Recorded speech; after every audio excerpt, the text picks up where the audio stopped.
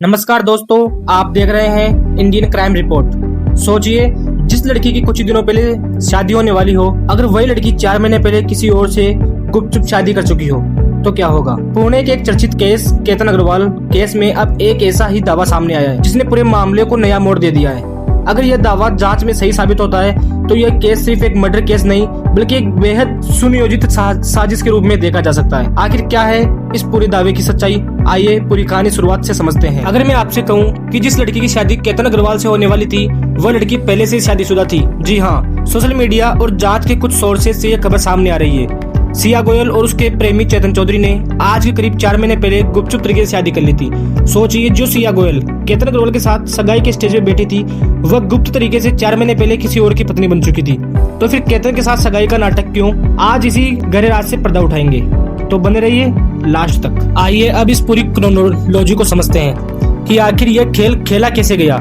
कुछ media reports और social media पर वायरल दावों के मुताबिक सिया और चेतन चौधरी एक दूसरे से बेहद प्यार करते थे, लेकिन शायद परिवार के डर से या किसी अन्य वजह से उन्होंने 4 महीने पहले चुपचाप शादी कर ली थी।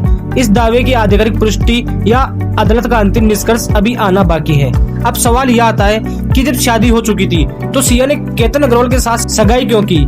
इसका जवाब छुपा है उन 1 करोड़ रुपए में। सिया ने शादी की तैयारी और शॉपिंग के बहाने केतन से ये पैसे लिए थे। यानी जांच एजेंसियों और सोशल मीडिया पर वायरल बातों के अनुसार ये एक मर्डर केस नहीं बल्कि एक हनी ट्रैप की साजिश थी। सिया और चेतन को पैसे चाहिए थे चेतन के बिजनेस के लिए। उन्होंने केतन को एक बकरी की तरह इस्तेमाल किया जिससे कि पैसे भी आते जाए और बाद में उसे रास्ते से हटाकर दोनों अपनी शादीशुदा जिंदगी को ऑफिशियली कर सके। मेरे इस क्राइम जर्नलिज्म अनुभव के अनुसार अगर ये दावा अदालत में सबूतों के साथ यही साबित होता है तो अभियोजन पक्ष का मामला और भी मजबूत हो सकता है। अब तक बचाव पक्ष यह दलील दे सकता था कि सिया पर परिवार का दबाव था, वह शादी नहीं करना चाहती थी और इसी तनाव या घबराहट में चेतन चौधरी ने यह कदम उठा लिया। लेकिन यदि कथित गुप्त शादी और उससे जुड़े अन्य सबूत अदालत में स्वीकार किए जाते हैं तो अभियोजन पक्ष इन तथ्यों के आधार पर अपने मामले को और मजबूत पेश कर सकता है। अगर यह आरोप सही साबित होता है तो सिया पहले से शादीशुदा थी, तो उसके बाद केतन अग्रवाल से शादी की प्रक्रिया आगे बढ़ाना अदालत की नजर में धोखाधड़ी से जुड़ा गंभीर मुद्दा हो सकता है। इस तरह अभियोजन पक्ष का यह भी आरोप है कि इस पूरे मामले के पीछे आर्थिक लाभ का उद्देश्य। जांच एजेंसियों का आरोप है कि केतन से पैसे लिए गए और बाद में।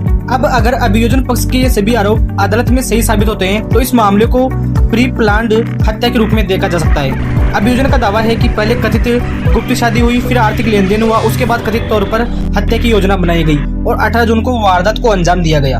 इन दावों के सामने आने के बाद सोशल मीडिया पर लोगों की अलग अलग प्रतिक्रिया देखने को मिल रही है। कई लोग हैरानी और गुस्सा जाहिर कर रहे हैं तथा इस पूरे मामले पर अपनी अपनी राय दे रहे हैं। तो आप अपनी राय कमेंट में बताइए। सोशल मीडिया पर कई लोग सवाल उठा रहे हैं कि अगर कथित सीक्रेट मैरिज का दावा सही है तो कोई व्यक्ति इतनी बड़ी डबल लाइफ कैसे जी सकता है। एक तरफ कथित तौर पर वह चेतन चौधरी के साथ शादीशुदा का दावा और दूसरी तरफ केतन अग्रवाल के साथ शादी की तैयारियां। इसी बात ने लोगों को हैरान कर दिया है। आपको वह लीक चैट तो याद ही होगी जो कुछ दिन पहले सामने आई थी। उसमें सिया अपनी सहेली से कथित तौर पर कह रही थी जो शादी होने वाली नहीं है फिर भी तो अपने आधार कार्ड की फ्रंट और बैक दोनों साइड से फोटो भेज दे। अगर ये चैट और उससे जुड़े दावे सच और अदालत में सही साबित होते हैं तो अभियोजन पक्ष इसे अपने मामले में समर्थन में एक महत्वपूर्ण कड़ी के रूप में पेश कर सकता है।